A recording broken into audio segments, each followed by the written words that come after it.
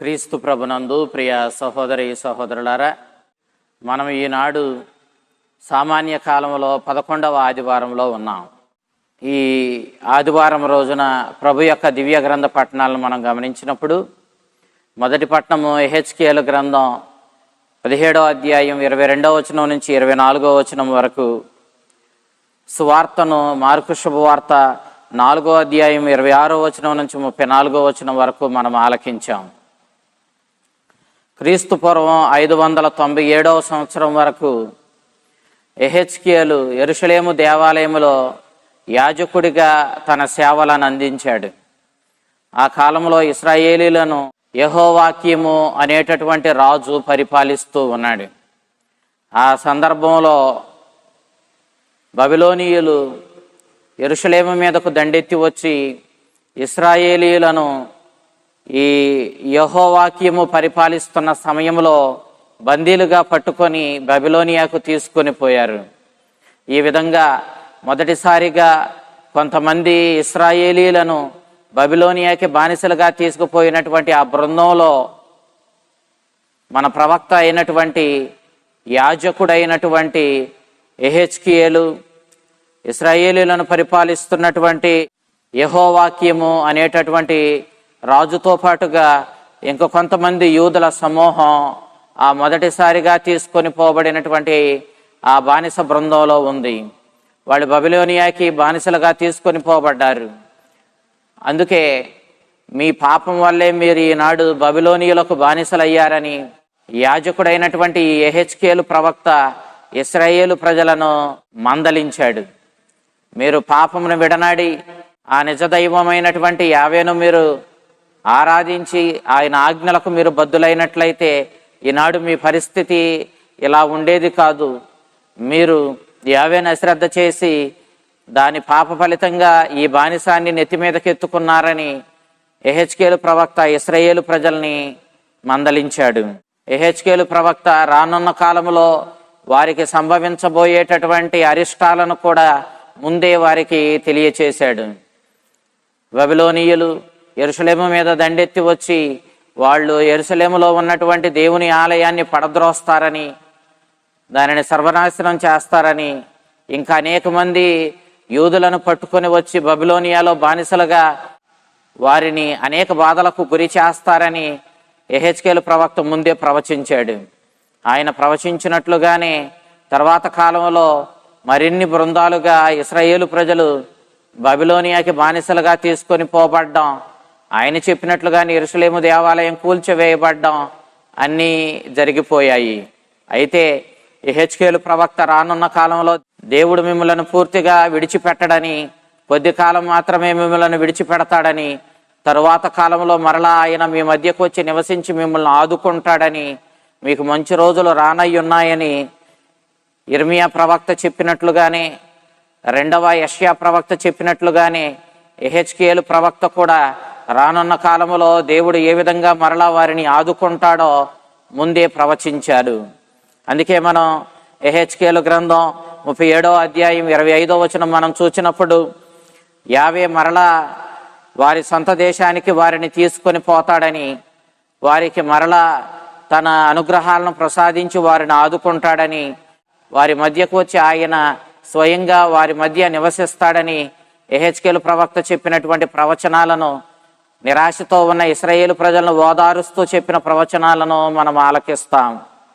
ఈనాటి ఈ మొదటి పట్టణంలో యావే దావీదు వంశానికి చెందిన ఒక వంశోద్ధారకుడిని లేవనెత్తుతాడని, అతడే ఇశ్రాయేలీలకు కావలసిన మహిమను ఘనతను మరలా తీసుకొని వస్తాడని, అతడే శాశ్వతమైన శాంతిని సమాధానంతో కూడినటువంటి రాజ్యస్థాపన చేస్తాడని, ఇశ్రాయేలీయుల ఘనత అయినటువంటి ఆ వంశోద్ధారకుడే దావీదు వంశం నుండి వస్తాడని చెప్పి యెహెజ్కేలు ప్రవక్త చెప్పిన ప్రవచనాన్ని ఈ మొదటి పట్టణంలో మనం ఆలకిస్తూ ఉన్నాం. ఈ పట్టణానికి ముందు 21 వచనాలు యెహెజ్కేలు ప్రవక్త ఇశ్రాయేలీయుల పరిస్థితిని గూర్చి వివరిస్తూ ప్రవచించాడు. ఈ ప్రవచనంలో ఇక్కడ గరుడ పక్షి అంటే అది ఎవరో కాదు, నెబుకద్నెజరు రాజే. ఈ నెబుకద్నెజరు రాజు దేవదారు వృక్షముల మెత్తని లేత కొమ్మలను విరిచి పరాయి దేశానికి తీసుకొని పోతాడు అని చెప్పి ప్రవక్త ప్రవచించాడు. ఇక్కడ దేవదారు వృక్షం దావీదు వంశమే, లేత కొమ్మలు వారిని పాలించే యెహోవాక్యము.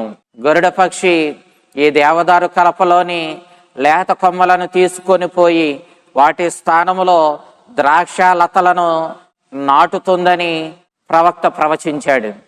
ఇక్కడ ఈ గరుడ పక్షి అయినటువంటి నెబుకద్నెజరు దేవదారు కలప యొక్క లేత కొమ్మలు అయినటువంటి రాజ్యపాలన చేయునటువంటి యెహోవాక్యము రాజుని బానిసగా తీసుకొని పోయి అతని స్థానంలో అతని మామ అయినటువంటి సిద్కియాను గవర్నర్గా నియమించడాన్ని మనం ఇక్కడ చూస్తూ ఉన్నాం. అనగా ఇక్కడ నాటబడినటువంటి ద్రాక్షలత ఎవరో కాదు, సిద్కియా అనేటటువంటి గవర్నరే. ఈ సిద్కియా అనేటటువంటి గవర్నర్ బబిలోనియులతో శాంతి ఒప్పందం చేసి ఇశ్రాయేలీయులను యూదులను కాపాడడానికి బదులుగా అతడు బబిలోనియులతో ఒప్పందం చేసుకుని బబిలోనియుల యొక్క ఉగ్ర రూపాన్ని ఇశ్రాయేలీయులు అనుభవించేలా చేశాడు. బబిలోనియులు ఇశ్రాయేలీయులను అనేక విధాలుగా అష్టకష్టాల పాలు చేస్తూ ఉంటే పట్టనట్టుగా ప్రవర్తించాడు. ఆ విధంగా ఈ సిద్కియా అనేటటువంటి గవర్నర్ ఇశ్రాయేలీయులకు మరింత కష్టాలను కొని తెచ్చినట్లుగా మనం చూస్తూ ఉన్నాం. క్రీస్తు పూర్వం 587వ సంవత్సరంలో సిద్కియా ఇలాంటి భయంకరమైన పరిస్థితులు ఇశ్రాయేలీయులకు దాపురించేలా చేశాడు. కానీ అతడు మాత్రం ఇశ్రాయేలీయుల పక్షాన నిలబడి వారికి ఏ విధంగానూ మేలు చేయడానికి ప్రయత్నించలేదు. అతడు బబిలోనియులతో చేతులు కలిపి ఎన్ని ఇబ్బందులు ఇశ్రాయేలీయులు అనుభవించేలా చేశాడు. ఒక విధంగా యావేను అశ్రద్ధ చేసి యావే ఆజ్ఞలను తిరస్కరించి అశ్రద్ధ చూపిన సిద్కియా ఇశ్రాయేలీయులకు ఇన్ని కష్టాలు వచ్చేలా చేశాడు. అంతేకాదు యావేను తిరస్కరించిన ఈ ఇశ్రాయేలీయులు ఇన్ని కష్టాలను తమ మీదకు కొని తెచ్చుకున్నట్లుగా పరిస్థితి మారింది. ఇదంతటికీ కారణం యావే ఆజ్ఞలను ఇశ్రాయేలీయులు పట్టించుకోకపోవడమే. తత్ఫలితంగా వారి పాపం కట్టుకొని ఆ పాప ఫలితంగా ఈనాడు ఎన్ని ఇబ్బందులను తమ మీదకు కొని తెచ్చుకున్నారు. ఒకరోజు రాబోతుంది అని ప్రవక్త ప్రవచించాడు. ఆ రోజు యావే వారి మధ్యకు వచ్చి వారితో నివసిస్తాడు. ఒక వినయంగల దేవదారు లేత కొమ్మలు తీసుకుని వచ్చి ఆయన ఆ పర్వతం మీద నాటుతాడు. ఆ దావీదు వంశంలోని లేత కొమ్మ అయినటువంటి ఆ వంశోద్ధారకుడైనటువంటి ఆ రక్షకుని యొక్క రాకతో అతడు వారి మధ్య నాటబడడంతో ఎన్నుకోబడిన ఇశ్రాయేలీయులు ఘనతను మహిమను మరలా అతని ద్వారా తిరిగి పొందుతారని ప్రవక్త ప్రవచించాడు. దేవుడు నాటిన ఈ దేవదారు లేత కొమ్మ అనగా దావీదు వంశాన్ని ఉద్ధరించే ఆ వంశోద్ధారకుడు వారి మధ్య నాటబడి పెద్ద వటవృక్షంగా ఎదుగుతాడు. అన్ని రకాల జాతుల జంతువులు ఆ చెట్టు నీడ కింద ఉపశమనాన్ని ఊరటను పొందుతాయి. అన్ని రకాల పక్షులు వచ్చి ఆ చెట్టు రెమ్మల్లో గూడు కట్టుకొని అక్కడ వాటిపై నివాసం ఉండి ఆ చెట్టు రెమ్మల్లో సేదదీరుతాయి అని ప్రవక్త ప్రవచించాడు. అనగా సకల జాతులకు దేశాలకు ఆ యొక్క దావీదు వంశంలో జన్మించే వంశోద్ధారకుడు రక్షకుడవుతాడు. అతని రక్షణలో అతని యొక్క నీడలో అనేక జాతులు అనగా అన్ని దేశాల ప్రజలు సకల మానవాళి ఊరటను ఉపశమనాన్ని రక్షణను పొందుతారని యెహెజ్కేలు ప్రవక్త ముందే ప్రవచించాడు. అన్ని దేశాల రాజులు ఆయన నుండి నేర్చుకుంటారు అన్నాడు. ఏమని నేర్చుకుంటారు? ఆ రానున్న వాడైనటువంటి ఆ దావీదు వంశంలో జన్మించేటటువంటి ఆ రక్షకుని నుండి అహంకారులను అణచివేయడం, వినయాత్ములను లేవనెత్తడం అనే గొప్ప సత్యాన్ని అతని నుండి నేర్చుకుంటారని ప్రవక్త ముందే ప్రవచించాడు. అది దేవుడు చేసినటువంటి వాగ్దానం. మెస్సియా కాలంలో అది తప్పక నెరవేరుతుందని మనం మొదటి పట్టణంలో ఆలకించాం. నేటి సువిశేషంలో యేసుక్రీస్తు దైవరాజ్యం గురించి మాట్లాడుతూ ఉన్నాడు. ఇప్పుడు ఆయన దైవరాజ్యం గురించి మాట్లాడిన ఆ పరిసర ప్రాంతాలలో ఉన్న అంశాలను ఆధారంగా తీసుకొని కొన్ని ఉపమానాల ద్వారా, కథల ద్వారా దైవరాజ్యం గురించి ప్రభు తన శిష్యులకు, ప్రజలకు వివరించడం మనం సువిశేషాల్లో చూస్తూ ఉన్నాం. నేటి సువిశేషంలో పండిన పంట, చిన్నని ఆవగింజ ఉపమానం వంటి ఉపమానాలను మనం ఆలకిస్తూ ఉన్నాం. యూదులు రాజకీయ మెస్సయ్య కోసం ఎదురు చూచారు. దావీదు వంశంలో జన్మించే రాజులకు రారాజైన ఆ మెస్సయ్య వచ్చి వారిని బానిసత్వం నుంచి విడుదల చేస్తాడని, అతని రక్షణలో వారికి కావలసిన ఊరట, ఉపశమనం దొరుకుతుందని వాళ్ళు ఎంతగానో ఎదురు చూచారు. ఆ రాజరికపు మెస్సయ్య దావీదు వంశం నుంచి వస్తాడని యూదులకు బాగా తెలుసు. ఆ రోజుల్లో ఇశ్రాయేలీయులు రోమియుల చేతుల్లో బానిసలుగా ఉన్నారు. కాబట్టి ఆ దావీదు వంశంలో జన్మించే ఆ మెస్సయ్య, ఆ రాజరికపు మెస్సయ్య వచ్చి వారిని ఆ శత్రువులైనటువంటి రోమియుల చేతుల నుంచి విడుదల చేసి రాజ్య స్థాపన చేస్తాడని, వాళ్ళ యోధ రాజ్యాన్ని మరలా తిరిగి తీసుకొని వస్తాడని వాళ్ళు ఎంతగానో ఎదురు చూశారు. నిదానంగా క్రీస్తు వారికి తప్పుడు ఆలోచనల నుండి, ఆశ నుండి వారిని సరిచేయాలి అనుకున్నాడు. అదే రీతిలో ఆయన తనకు తానుగా స్థాపించే నూతనమైన దైవరాజ్యం గురించి వారికి వివరించి దాన్ని అర్థం చేసుకోవడానికి కావలసిన సహాయం చేయడానికి ఆయన ఎంతో కృషి చేశాడు. దానిలో భాగంగా తాను నూతనంగా స్థాపించే దైవరాజ్యం గురించి వివరిస్తూ యూదుల్లో కనిపించే సహజమైన కొన్ని పరిస్థితులను ఆధారంగా చేసుకొని దైవరాజ్యం గురించి ప్రభు వారికి వివరించడం మనం చూస్తూ ఉన్నాం. వ్యవసాయదారుని యొక్క అనుభవాన్ని ఆధారంగా చేసుకొని, చేపల పట్టువాని యొక్క అనుభవాన్ని ఆధారంగా చేసుకొని, గొర్రెల కాపరిని, ఇంటిని చక్కబెట్టే ఇల్లాలను, ఇలాంటి కంటికి కనపడే అంశాలను ఆధారంగా చేసుకొని యేసుక్రీస్తు దైవరాజ్యం గురించి వివరించాడు. ఈనాడు 2 ఉపమానాలను మనం చూసినప్పుడు వ్యవసాయదారుని గూర్చినటువంటి అంశాన్ని మనకు ఉదాహరణగా ఇస్తూ, అతని అనుభవాన్ని మనకి వివరిస్తూ దైవరాజ్యం ఎలా ఉంటుందో మనకి ప్రభు విశదపరిచాడు. ఆయన స్థాపించే దైవరాజ్యం వ్యవసాయం చేసేటప్పుడు పంట ఎంత నిదానంగా, మనం గుర్తించలేనంతగా మెల్లగా ఎదిగి పండుతుందో, అంతే రీతిలో దైవరాజ్యం కూడా మెల్లగా, మనం గుర్తించలేని రీతిలో మన మధ్యే అభివృద్ధి చెంది స్థాపించబడుతుందని ప్రభు వివరించాడు. గొప్ప అల్లర్లు కానీ, అలజడి కానీ, విప్లవాలు కానీ, యుద్ధాలు కానీ, హింసలు కానీ ఈ పంట పండడానికి అవసరం లేదు. అంతే రీతిలో దైవరాజ్యం స్థాపించబడడానికి ఇలాంటి యుద్ధాలు కానీ, విప్లవాలు కానీ, అలజడులు కానీ, అల్లర్లు కానీ అవసరం లేదు. అది నిదానంగా మన మధ్యనే స్థాపించబడుతుందని ప్రభు మనకు తెలియజేస్తూ ఉన్నాడు. ఈ దైవరాజ్యం అతి చిన్నదిగా ప్రారంభమై చాలా పెద్దదిగా మన మధ్యనే ఎదుగుతుందని, గాలిలో ఎగిరే అన్ని జాతుల పక్షులు వచ్చి ఆ దైవరాజ్యంలో, అనగా ఆ చిన్న ఆవగింజ పెద్ద వటవృక్షంగా ఎదగగా, ఆ వటవృక్షం చెట్ల రెమ్మల్లో వచ్చి గూళ్ళు కట్టుకొని ఆ గోళ్లల్లో ఆకాశ పక్షులు సేదదీరి ఉపశమనాన్ని పొందడాన్ని, నివాసం ఉండడాన్ని వివరిస్తూ ఈ విధంగానే దైవరాజ్యం ఉంటుందని ప్రభు మనకు విశదపరిచాడు. అనగా సకల జాతులు తమ ఆహారం కోసం, రక్షణ కోసం ఆ దైవరాజ్యంలో నివాసం ఉండడానికి, రక్షణ పొందడానికి వస్తాయని ప్రభు సూచించాడు. వ్యవసాయం చేసే వ్యవసాయి నేలను దున్ని, విత్తనాలు చల్లి, నేలను మొత్తం సంసిద్ధపరచి అక్కడ నుండి వెళ్ళిపోతాడు. కానీ ఇక ఆ గింజలను మొలకెత్తేలా చేసి అవి చక్కగా పండేటటువంటి బాధ్యతను నేల స్వీకరిస్తుంది. నేల మిగిలిన పని చేస్తుంది.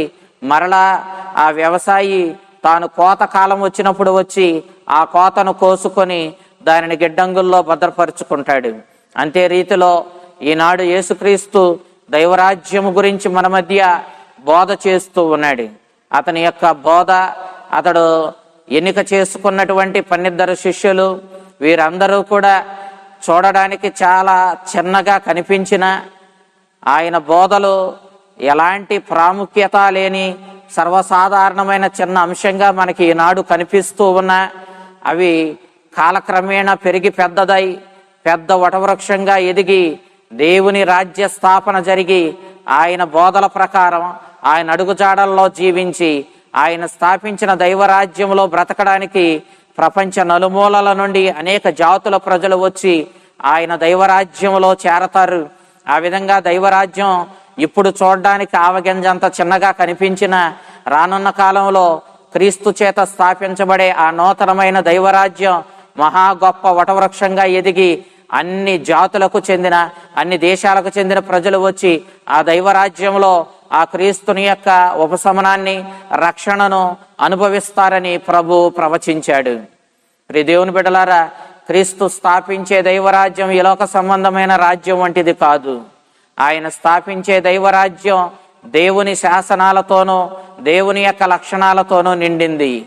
శాంతి, సహనం, ప్రేమ, నీతి, న్యాయం రాజ్యమేలేటటువంటి ఆ ప్రేమ రాజ్యంలో, ఆ నీతి రాజ్యంలో మనమందరం చేరవలసిన వాళ్ళమై ఉన్నాం. ఆ క్రీస్తు చేత స్థాపించబడినటువంటి ఆ రాజ్యంలో మనమందరం క్రీస్తుని యొక్క రక్షణను, ఆయన ఉపశమనాన్ని, ఆయన ప్రసాదించేటటువంటి సమస్త అనుగ్రహాలను పొంది తనివి తీర ఆనందంతో ఆ దైవరాజ్యపు విలువలతో జీవించవలసిన వాళ్ళమై ఉన్నాము.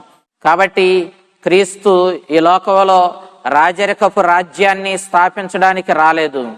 ఆయన ఆధ్యాత్మికమైనటువంటి దైవరాజ్యాన్ని స్థాపించడానికి వచ్చాడు. ఆ రాజ్యాన్ని ఆయన స్థాపించాడు. ఈనాడు మనమందరం కూడా ఆయన చే స్థాపించబడినటువంటి ఆ దైవరాజ్యంలోనికి మనం చేరవలసిన వాళ్ళమై ఉన్నాం. ఆ దైవరాజ్యపు విలువలను పాటించవలసిన వాళ్ళమై ఉన్నాం. తద్వారా మనకి కావలసినటువంటి రక్షణను, మనకు కావలసినటువంటి ఉపశమనాన్ని, శాంతిని, సమాధానాన్ని ఈ దైవరాజ్యం నుండి పొందవలసిన వాళ్ళమై ఉన్నాము. క్రీస్తు తనను తాను మెస్సయ్యగా వర్ణించుకుంటూ ప్రజలకు వివరించలేదు. ఆ విధంగా వివరించినట్లయితే ఇప్పటికే రాజరికపు మెస్సయ్య కోసం ఎదురు చూస్తున్న ప్రజలు ఇతడు మెస్సయ్య అని గ్రహించి అతన్ని రోమియుల మీద యుద్ధం చేయమని ఎగద్రోసి ఈ లోక సంబంధమైనటువంటి రాజరికపు మెస్సయ్యగా ప్రవర్తించమని ఆయనను ఎగద్రోసేవాళ్లే. ఆ విధంగా ఈ లోక సంబంధమైన రాజరికపు మెస్సయ్యగా జీవించడానికి ఆయన ఈ లోకానికి రాలేదు. మనల్ని అందరినీ దైవరాజ్యంలో శాశ్వతమైనటువంటి ఆనందంలోనికి, నిత్య రక్షణలోనికి నడిపించడానికి వచ్చినటువంటి మెస్సయ్య అతను. కాబట్టి క్రీస్తు తనను తాను మెస్సయ్యగా ఇశ్రాయేలీలకు, ప్రజలకు వర్ణించుకోవడానికి ఇష్టపడక వారికి ఉపమానాలతో, కథలతో తన రాజ్యం గురించి, ఆ రాజ్యపు విలువలను గురించి, ఆ దైవరాజ్యం ఎలా ఉంటుందన్న సత్యాన్ని గురించి వివరిస్తూ ఏకాంతంగా ఉన్నప్పుడు తన శిష్యులకు ఆ కథల భావాలను వర్ణించాడు. అయితే శిష్యులు కూడా ప్రజల వలె రాజరికపు మెస్సయ్య కోసం, రాజరికపు రాజ్యస్థాపన కోసం ఎదురు చూచారు. కాబట్టి క్రీస్తుని యొక్క వివరణ కూడా ఏకాంతంగా అతడు చెప్పిన సత్యాలు కూడా శిష్యుల మదిలోనికి గట్టిగా నాటుకోలేదనే చెప్పాలి. ఈనాడు పూర్వ నిబంధనలో మనం చూసినటువంటి దేవుని యొక్క వాగ్దానం ప్రకారం దావీదు వంశంలో జన్మించే వంశోద్ధారకుడు, ఇశ్రాయేలీలకు ఘనతను, మహిమను చేకూర్చు ఆ యొక్క దేవదారు లేత కొమ్మ అయినటువంటి ఆ మెస్సయ్య ఎవరో కాదు, నూతన నిబంధనలో దైవరాజ్య స్థాపన చేసేటటువంటి దావీదు కుమారుడైనటువంటి యేసుక్రీస్తువేనని, దైవ కుమారుడై ఉన్న అతడు మానవుడిగా మన మధ్య జన్మించి మన ఈ లోక సంబంధమైన అశాశ్వతమైన రాజ్యానికి కృషి చేయకుండా శాశ్వతమైన రాజ్య స్థాపన చేస్తూ ఆ శాశ్వతమైన దైవరాజ్యాన్ని మన మధ్య స్థాపిస్తూ ఆ దైవరాజ్యపు విలువలతో జీవించమని మనల్ని కోరుతున్నాడన్న సత్యాన్ని ఈనాటి పట్టణాలు మనకి వివరిస్తూ ఉన్నాయి. మరి ఆ దైవరాజ్యపు విలువలతో మనము జీవిస్తూ ఈనాడు చూడడానికి ఎంతో గుర్తింపు లేనటువంటి రీతిలో కనిపిస్తున్నటువంటి ఆ దైవరాజ్యం రానున్న రోజుల్లో గొప్ప వటవృక్షంగా ఎదిగి అనేక జాతులకు రక్షణనిస్తుందని ప్రభు చెప్పినటువంటి ఆ ప్రవచనం మన మధ్య నెరవేరుతూ ఉన్న సత్యాన్ని మనం గ్రహించుకొని మనం కూడా ఆ దైవరాజ్యంలోనికి ప్రవేశించడానికి, ఆ దైవరాజ్యపు విలువలతో జీవించడానికి, తద్వారా మన జీవితాలను ధన్యం చేసుకోవడానికి ప్రయత్నం చేద్దాం. అలాంటి దైవరాజ్యపు విలువలతో జీవించే శక్తిని మనకు ప్రసాదించమని ఆ దావీదు వంశంలో జన్మించే ఆ నిజమైన ఆ రక్షకుడైన మెస్సయ్య అయిన క్రీస్తుని మనము శరణు వేడుకుందాం. ఆ చల్లని ప్రభువు, ఆ దైవ కుమారుడు, ఆ మెస్సయ్య మనల్ని, మన జీవితాలను ఆ రక్షణానుగ్రహాలతో నింపి మనకు ఊరటను, రక్షణను తన అపారమైన అనుగ్రహాలతో ప్రసాదించి మనల్ని మన కుటుంబాలను చల్లగా కాచి కాపాడునుగాక. ఆమేన్.